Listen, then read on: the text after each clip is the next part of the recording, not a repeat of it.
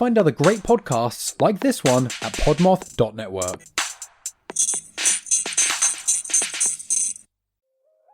Hey, Freaky friends! It's Michelle and Melissa from the Freaky Fridays podcast. We are sisters in separate states and love to talk about all kinds of spooky, freaky, and scary shit while drinking and laughing through our fear. Join us Fridays as we delve into everything from the world of the paranormal to scary movies to creepy stuff we find around the internet. Subscribe to Freaky Fridays wherever you listen to your favorite podcasts. Sleep tight. Make sure you leave the lights on. Freaky Fridays is a proud member of the Podmoth Network. For more awesome pods, check out podmoth.network. Hey, Twisted listeners, I'm Cindy. And I'm Diva. And this is Twisted Listers, a podcast about murder and lists.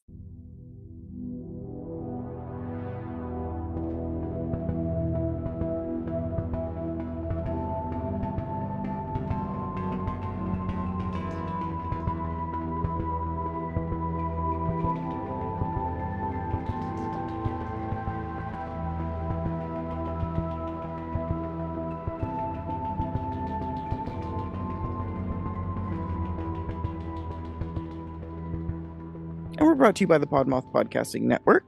And if my voice sounds hoarse, it's because I went to a Melvin show and screamed my face off last night and then sang karaoke afterwards when my voice was already shredded and felt terrible. So Cindy was partying. I was, dude. That was Crazy. Weird. I'm almost 40, and to be like partying like that just feels very unnatural, but was also super fun. And I was like, why don't I do this more often? And then I woke up this morning and I was like, I remember why now. Yeah. That's right. Yeah. Because you like feeling like a human being. Yeah, I didn't even drink last night. I feel like I got fucking beat up. So yeah. You just absorbed the hangover of everyone else. You know, I always feel hungover even if I'm not drinking, just from like staying up so late. Staying up, yeah. Yeah.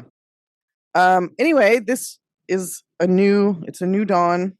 Mm-hmm. It's a new list. Happy Halloween, because this is coming out on Halloween. On Halloween, but it's not Halloween themed because it's just, we did a lot of Halloween themed stuff. It's time to move on. I mean, isn't any murder spooky, Cindy? Exactly. Yes. Always spooky. Absolutely. And I'll be talking about like corrupt, horrible criminal justice stuff, which is very spooky. I'm not going to get that into that on mine. I feel like all of these cases could be that way. And these cases, by the way, are witnesses that are murdered before or because they testified. Mm-hmm. And a lot of it has to do with a fucked up criminal justice system. So that will be a common theme, but I tried to keep mine more like, I took a holistic approach to my case. So it just covers a lot of different shit. Anyway. Yeah. Hope everyone has a good, happy, safe Halloween time. Yes. If you have children, be sure to steal at least half their candy. That's what I do. Mm-hmm. And have a good time. Stay safe. But let them eat some candy. Oh, of course. My kid forgets that he has it, and I'm like, oh my god, now's my time. Yeah. No, you got to be like they have to be a little sick on candy. They can't be like totally content and healthy eating kale on Halloween. I mean, my kid yesterday was like, "Can I have Sprite?" And I was like, "Listen, this is a big fucking weekend. Like, we need to hold off on anything that's not like directly related to candy." So yeah, pace yourself. Yes. Anyway, we just put a new Patreon up. If you'd like to join us there, it's patreon.com/twistedlisters. If you'd like to join us on TikTok, you can do that at Twisted Listers. At Twisted Listers, sorry. Jump in there. I'm asleep, thank you. If you'd like to join us on Instagram, you can do that at Twisted Listers PCast. If you'd like to check out our website, you can do that at twistedlisterspod.com. And if you'd like to send us an email with case suggestions, which we're wide open now, guys, I think, unless we forgot, if you have already sent us one and we didn't cover it, send it to us again because it just means we forgot. But if you want to send us case suggestions or list suggestions, you can do that at twistedlisterspod@gmail.com. Yes. And also, can we just really quickly, I know I'm like, we never go over 5 minutes, but like, let's talk about the Delphi murders. Oh my God. Yeah. So we're all, also, well, this is coming out Monday, so theoretically we will maybe know more by this point. Yes. Listeners will know more. And we're all I'm like waiting on like bated breath. I'll be like refreshing that screen for that press conference tomorrow. Like, I'm gonna go on record. I think this is the guy. I'm like 100% that this is the guy. And I at first felt really bad for his family, and I still do. Honestly, I feel terrible.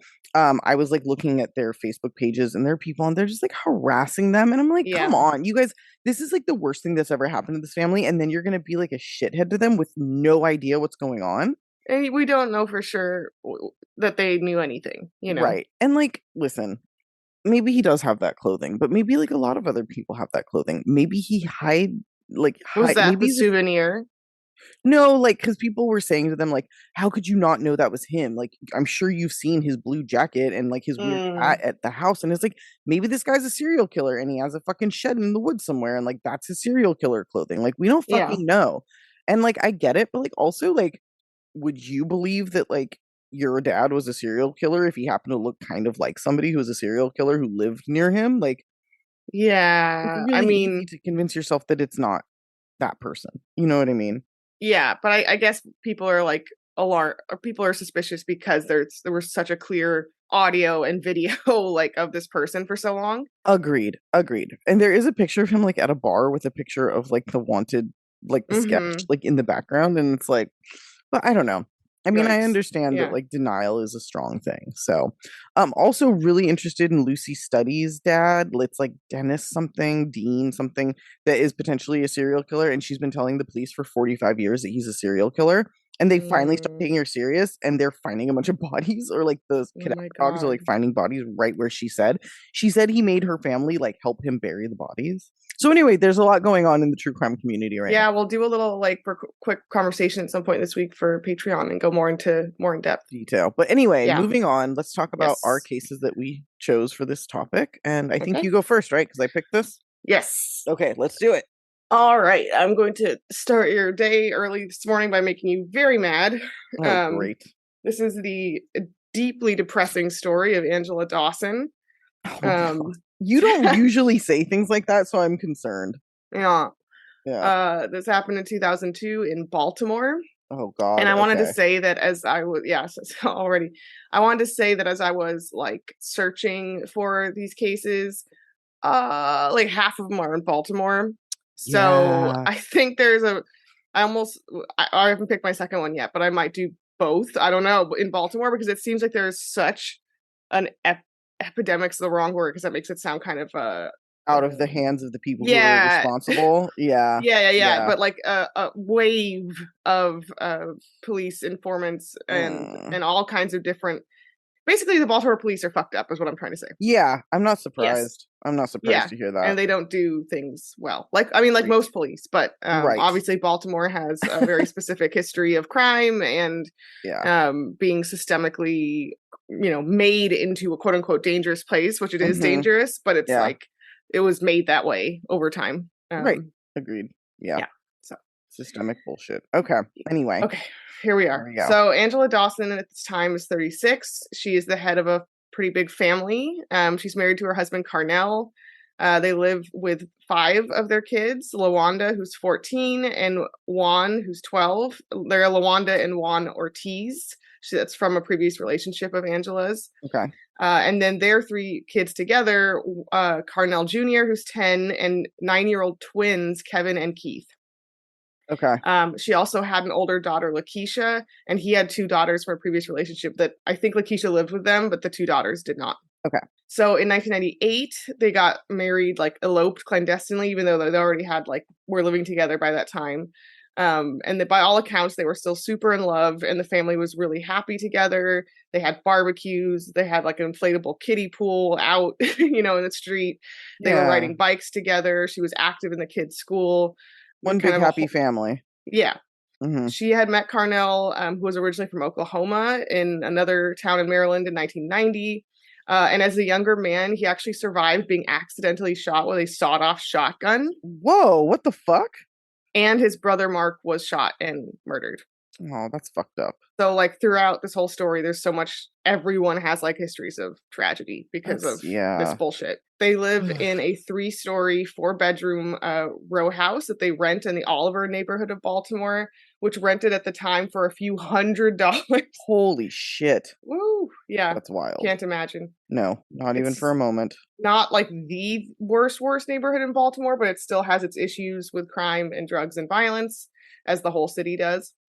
Okay. Angela is primarily a stay-at-home mom, and Carnell works as a temporary construction worker. They're not without their problems, of course. 3 times the police do come to the house for domestic violence reports, both ways, her on attacking him and vice versa. Okay. But they never want to press charges, so it never goes very far. They just sort of kind of say never mind. Okay. In 2001, Carnell was picked up at a drug dealing corner. Police are trying to, find people to arrest, essentially. Mm-hmm. And he's charged with 1 count of possession of crack. He pled not guilty, and they offered him 18 months probation in exchange for basically dropping the charge afterwards. Okay. So it wasn't a huge deal. Also, It could definitely be bullshit, judging by how he pled not guilty and by the fact that they were trying to patrol to pick people up. It could easily be bullshit. So right. Give him a little benefit of the doubt there. Yeah. And also, no, possession should not really be like a crime, but that's a whole other discussion. Right. Who cares? Mm-hmm. Around 2002, things had just gotten more stable for the family as Carnell got a full-time real job working on a construction project at a local elementary school. So they're doing okay at this exact time. Okay. From 2001 to 2002, though, Angela starts getting into it with drug dealers and criminals in her neighborhood. Basically, she's had it. She's done. Yeah. She's and done good with it. For her. Yeah. Yeah. And she just sort of snaps on it. And she just starts relentlessly reporting everything she sees. Mm-hmm. She calls police on people at least 36 times. Oh, wow. Yeah. She's taking a fucking chance. Yeah. Doing this. This isn't scary. To me, this feels like Oakland, when we lived there. And you don't want to fucking do shit like this. Mm-mm. These people will fucking retaliate hard. It's very scary. Yeah. Yeah. And she would just yell at people as well and accost them herself. So she's a very sassy, spicy lady. Mm-hmm. She members of her family other members would later claim that there were drug dealers working on their stoop, hiding drugs on the property. Oh, shit. Other people kind of contest this, but I think the more she complained, they probably were doing that just to say fuck you. Fuck with her. Yeah. Just to be you can't tell us what to do. So it was kind of a little war going on. Yeah. And in exchange for calling the cops, the family began to be attacked in various ways. Multiple bricks were thrown through their window. And on October 3rd, 2002, someone threw a Molotov cocktail through their window at 2 a.m., which caused a small fire, which they were able to put out. It's so scary. And I don't know. I don't know what I would do in that situation, but I would get the fuck out of there probably. Not if I could. And I'm not saying that they could. But it's such a scary thing to do. I don't know. Yeah, it's really scary. Another terrifying. Report from Angela says that someone wrote bitch on the side of the house, and then when she confronted them, they punched her in the face. And the cops were aware for this? What's going on? The cops don't do very much about any of her complaints, really. Right. They're just okay, cool. They just wait until white people want to gentrify the neighborhood and then they give a shit? Yeah, exactly. Yeah. So cops increased the patrols in their neighborhood, although later it's disputed to what extent the patrols were patrolling. Also, if they know they're not going to do anything, then that alone doesn't do anything either. The patrols essentially amount to we might drive by more frequently, maybe at some point. Exactly. Who knows? Exactly. So yeah, they also heartbreakingly offered Angela a witness protection program, but the family was kind of prideful and said they didn't want to be driven from their neighborhood. So they said they did not want to move. They loved their home. They also refused a police escort. Oof, that I would have taken for sure. Yeah. Carnell just wanted to be the man of the house and be the one to protect the family. He buys a gun for self-defense. And again, they're just being really prideful and just saying no, we're going to stand our ground. It's our house, right? They probably just don't expect the extent that this would go to, because I think until it happens to you in general with things like that, you just don't think it's going to happen. Yeah. But after the fire in particular, the Molotov cocktail incident, things are getting kind of amping up. Apparently the family was really strongly reconsidering taking out the cops up on their offer. Yeah. And she's telling, literally days before, she was telling people, I can't do it anymore. We have to move. I can't do this. I'm done. Right. You know, so they tried to do the stand our ground thing, but they were not going to do that forever, I think. Yeah. No, because that's fucking scary. once it starts to happen to you, once you start to see like how far people are going to go, I think it changes people's minds a lot, and with reason, you know. Yeah. So I think they were just on the verge of changing their minds, and they were like basically in hiding. Like, you know, they were not going out. The kids couldn't go out and play. Like, they were in constant like lockdown mode. Yeah. And Carnell was constantly checking on them when he was at work. Like, they were terrified all the time. Mm-hmm. Okay. Here we are, October 16th, 2002, around 2 a.m. An assailant kicked in their front door, goes in the house, pours gasoline all over the house. Oh, fuck. Particularly on the staircase that leads to the second floor, where and everybody's lights it on asleep. fire. Oh my god. Oh my the god. The house explodes essentially with fire. It's super dramatic. Flame comes out the roof, the windows. Neighbors reported hearing Angela screaming and wailing and crying and saying like, "Save my children," and things like that, and just like horrible shit. Because of the staircase in particular burning, the family was trapped. They were all on the upper floors. Oh no. Yeah. Only Carnell Sr. kind of escapes, but he jumps from a window on the second floor, but he was already so severely burnt that he was and he broke a lot of bones in the fall as well, that he was in a coma for a week after, but he never came back, and he passed away about a week later. Fuck. And so Lakeisha, Carnell, and their 5 children died. Oh my fucking god. Yeah. Lakeisha was just not there at the time, and again, his 2 other daughters were not there, but otherwise the entire family died. Wait, so Lakeisha did not die? No, she wasn't home. Oh, okay.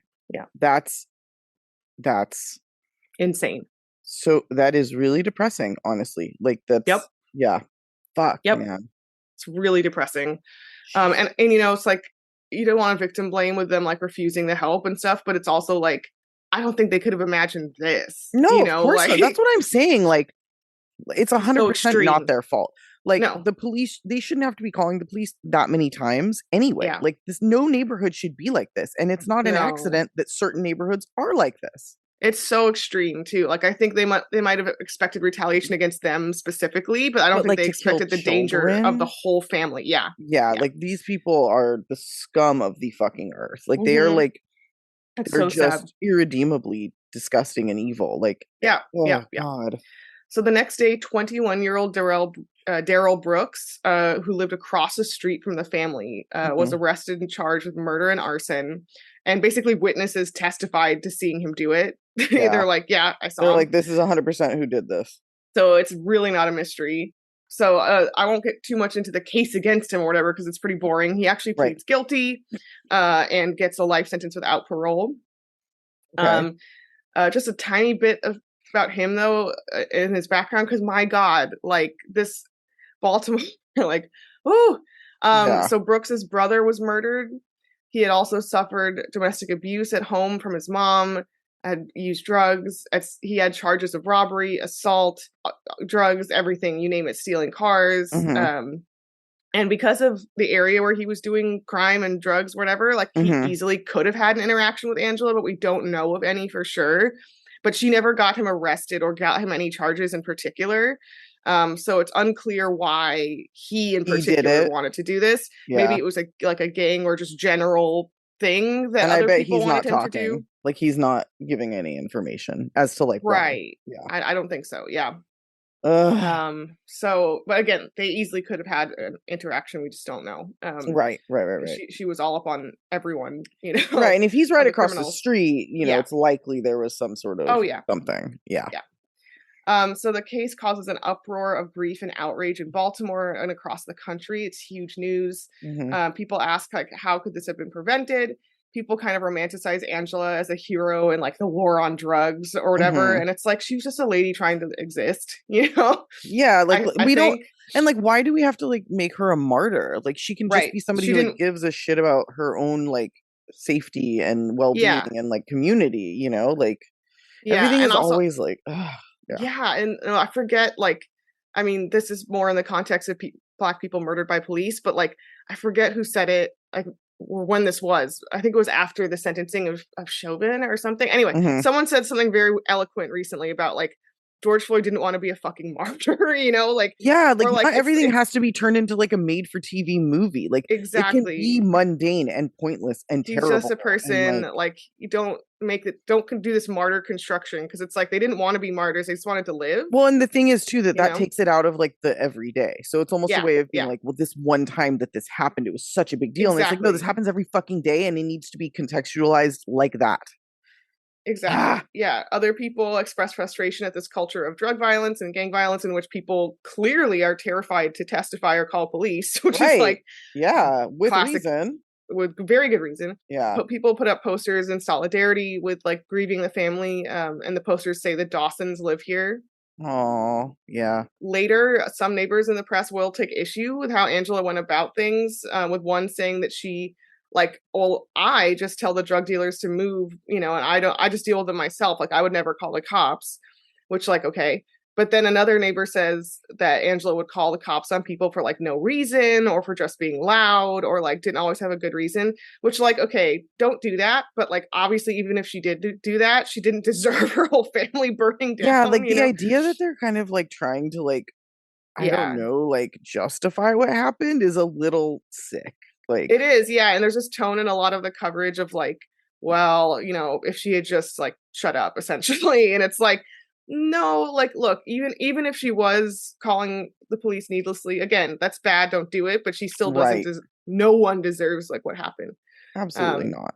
Absolutely that's not. insane. Yeah, So even like put that out there is yeah, ridiculous. yeah, Too much, guys. yeah. And people, and especially advocates for like harsher criminal justice bullshit, were especially upset that Daryl Brooks should have been in jail for his latest parole violation, but the probation office literally just missed it. So it was actually a like Oh my logistical god. error that he was out. He should have technically been in jail. That's fucking I mean, honestly, it just sounds like a matter of time with this. Yeah. But like that's still pretty fucking bad. Like, Yeah, come on. it was get your literally a shit mistake. together. Yeah. People also question if the cops could have done more to protect Angela. Again, they did refuse some help, but she was experiencing ongoing violence with that Molotov cocktail. Maybe they just could have like posted up nearby or something. Yeah, right? I mean, they do that in certain situations. So yeah, they could have done more for sure. For sure. And afterwards, ironically, the burnt out house, because it was a crime scene, was guarded 24/7. Oh, and that's fucking funny. Like, and one reporter was like, "You guys couldn't have done this when she was alive." Like, were they like, no more questions, get the fuck out of here? Like, yeah, essentially. God. So the mayor gives a speech afterwards, saying that he was going to take several steps in response to this, which we know that ultimately made not that much of a difference. And it's like there's like two good things in here, but it's mostly terrible things. So I'll tell you what he said. Okay. Quote, higher priority for citizen reports of drug activity, clearing drug corners. No. 100 state troopers reinforcing police. No. $1 million from the drug czar for public safety. Oh, $1 million? Ooh. Yeah. Okay. And then here's the only good things: millions of dollars to youth programs and reclaiming abandoned housing in Oliver. There you go. Yep. 50 new treatment slots for addicts in Oliver. So that the last bits are good. Yeah. Those are things that will actually make a difference. Mixed bag. Yeah. Lastly, and then I just found this as we were like logging on to Zoom, but like, and I don't know what to totally make of this, but you know, Jonathan Luna, the prosecutor from Baltimore who was mysteriously murdered / killed himself, quote unquote. Apparently there's like some implication of like a cover up, or him like being involved in, I don't know, making the FBI, washing the FBI of anything to do with this. And he, as we know, he was kind of a corrupt prosecutor, right? Kind of kind of a corrupt prosecutor. Well, you know, he was like murdered probably, so I don't want to besmirch him too much, I guess. But all right, Hitler killed himself. Never mind. There's some deaths that I don't feel bad. I thought Hitler had someone shoot him. Oh, maybe just kind of or whatever. It's kind of like suicide. Same difference, yeah. Anyway, maybe I shouldn't compare him to Hitler quite, but what I'm saying is like there's some people whose deaths I care less about, just to be real. Right. You know? Right. But it's still like a mysterious, spooky, like, whodunit of a case. Interesting, yeah. Anyway, so I just thought that was interesting that there's like another spooky case is connected to this. And yeah, and also never forget that police and prosecutors can just be corrupt, like Can be. Politicians. I'm being very nice about it. Yeah.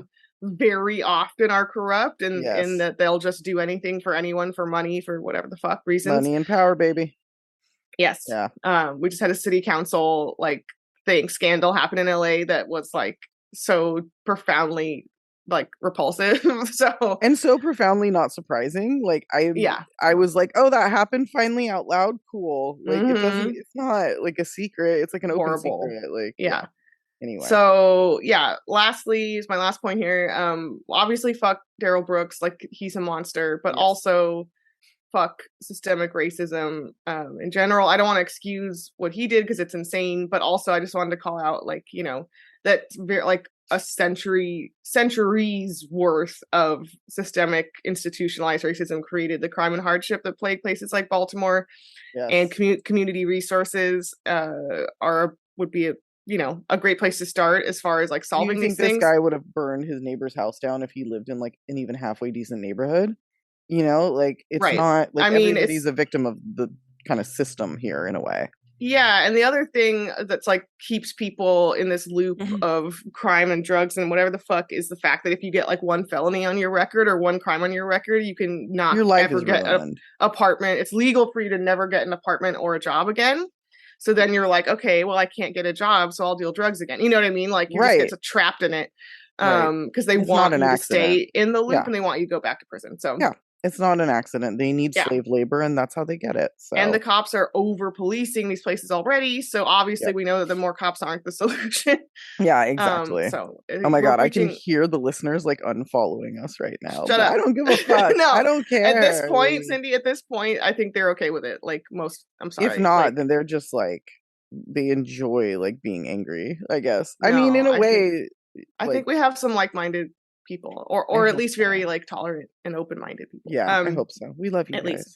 So anyway, I mean, it's with this case, I can't not sorry. So yeah, sorry, not sorry. As a one last extremely sad conclusion point, as if we're not sad enough, I think this actually is like a perfect fucking like emblem of this entire story and of Baltimore, because the house or the site of the burnt out house, which they tore down and rebuilt a similar looking house on, became something that is an example of what actually helps communities. It was named the Dawson Safe Haven Center, and it was an after school and summer camp program for kids that operated for a while. Yeah, and so that's exactly what we were just talking about, is the kind of thing that actually helps communities.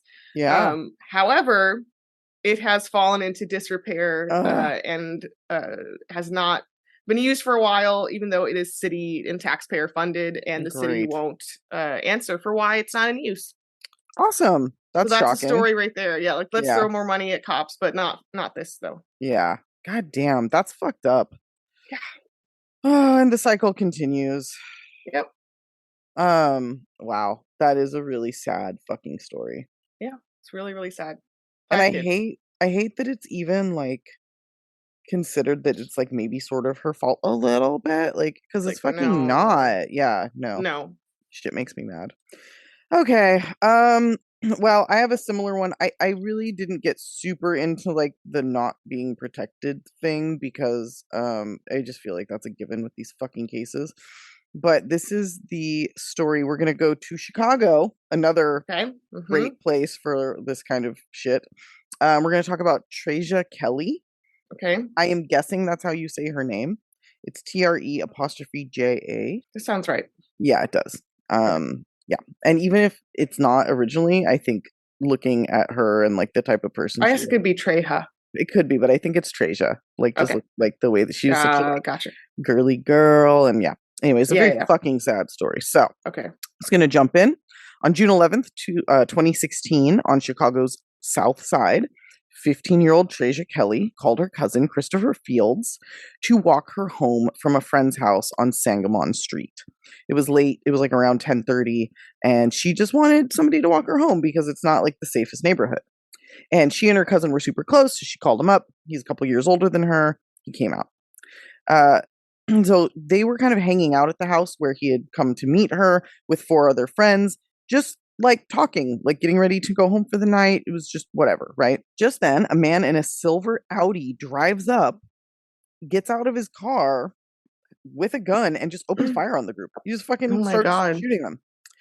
A 19-year-old victim was hit in the wrist, and Christopher, seeing the danger, put his body in front of Tre'ja as she ran for cover. He literally put himself between her and the bullets. He was only 17 years old, and he was shot once in the back and died later that night. Ugh. The alleged shooter, 26-year-old Deontay Davis, had just come from a gas station where he attempted to rob a security guard. So he pulls up to the security guard, pulls a gun on him, is like, empty your pockets. The guard's like, I don't have anything. Here are my pockets. Look for yourself. So Davis leaves fucking angry. He's like pissed off because he's trying to like jack somebody and wasn't able to do it. So now he's driving around just looking for more trouble. So apparently, as he got out of his car and came towards them, he yelled, "What now?" and then fired at them. And I'd like to make it clear that he did not know Tre'ja or Christopher or any of these people. This was completely fucking random. This was shitty. Yeah, just some guy thinking he's like tough and like wanting to fucking murder people for no reason. Okay. Tre'ja, who fell on the ground while escaping, was able to turn around and clearly see Deontay's face as he was shooting. Hours later, after the police were called, they did this really fucked up, shitty thing that I feel puts witnesses in danger and should not be legal. They drove her by Deontay as he was like detained to identify him. Okay. This is called a show up. So they don't take you to the station. They don't have you look at them behind like the glass. They just have you drive by in a car where they can see you back and fucking point them out. So that's so scary. Yeah. And it's so much of a thing that it has a name, a show up. And obviously this is controversial because it's dangerous for the witness. Yeah. But also, and here's like, okay, obviously cops don't give a fuck about witnesses or anybody really. But the other thing is like, it holds up less in court than like a lineup. So it's like, what is the incentive for doing What's the point? Yeah. Why not do the lineup and have like a let her think about it and have like detain the guy and do it, you know? Yeah. But despite this, she did identify Deontay Davis as the shooter. He was promptly arrested. They said that at first she was like not super sure if it was him. He had like shoulder length dreadlocks, and there were a couple other people that they showed her to be like, was it this guy instead? And she's like, I don't know. But eventually she was like, no, this is definitely the guy. So this was in 2016. It took 3 years. So in June 2019, she was subpoenaed. So forced to testify and testified at his trial. And in fact, she was the only witness who showed up to identify him. So the other victim that got shot in the wrist identified him. The security guard identified him in the Audi as like for the robbery. But I guess the other witness, the one who got shot, like did not testify. And the security guard couldn't place him at the murder, only at the robbery. So he did have charges for the robbery, but the murder was like the big one, right? Yeah. So she testified, and her testimony is essentially what put him behind bars. Yeah. He was found guilty. He was given a life sentence. So Tre'ja had asked for witness protection after it was discovered that Deontay was part of the Black Keystone Nation gang, which is one of the largest, oldest, and most established gangs in Chicago. And they have factions around the world. Oh, gosh. This gang was started in the 50s. So in the 50s by Jeff Fort and Eugene Hairston. They started out, they like met at like a boys' home and like created a fucking gang because that sounds legit. Like, of course, that's what's going to happen when they're like in a home that's trying to like rehabilitate them because obviously this place didn't do shit. Right. The gang was involved in money laundering, drug dealing, like cocaine and heroin, like the big time shit. Yeah. They had extortion plots all over the place. But on the exterior, they had like this really polished look. Like at one point, Jeff Fort was invited to meet the president, like as a religious like activist kind of thing. Okay. He went to prison for a time and converted to Islam, changed the name. I forget what it is, but changed the name of the gang and got like a religious exemption. So he was like covered his like crazy money laundering and shit. He also didn't have to pay taxes, and it was like a legitimate thing. So anyway, a very fucking scary gang. Yeah. Jeff Fort eventually went to prison for the rest of his life. He's 75 years old and still in prison for murder and conspiracy to commit murder. It's thought that he maybe killed Eugene Hairston, the other like co-founder. But in any case, they have factions in Los Angeles. They have a faction in fucking Australia. So this fucking Black Pea Stone Nation is huge. Okay. And it's like Wow. very, very militant. They Global. have ties. Yeah, they have ties to like Libya and like terrorist Oof. ties. Yeah, so this is like a legit fucking gang. Not to be fucked with. No, and this Deontay Davis is a part of it. Obviously, he's not like tied in with the higher ups, but like that's scary, right? Yeah, no, she knew that she needed protection. Yes. So she's scared. The city, the cops, they refused to protect her and were like, if you do not come testify, we will put you in jail because we are fucking subpoenaing you. So they put her in a terrifying, dangerous situation and refused to protect her at all. And she testifies. Yeah. She's like a good kid. Like she's a good person. She's well, not and she like, has to. Like it's like yeah. fucking yeah. Yeah. So we'll talk about Tre'ja for a moment. She was 18 years old.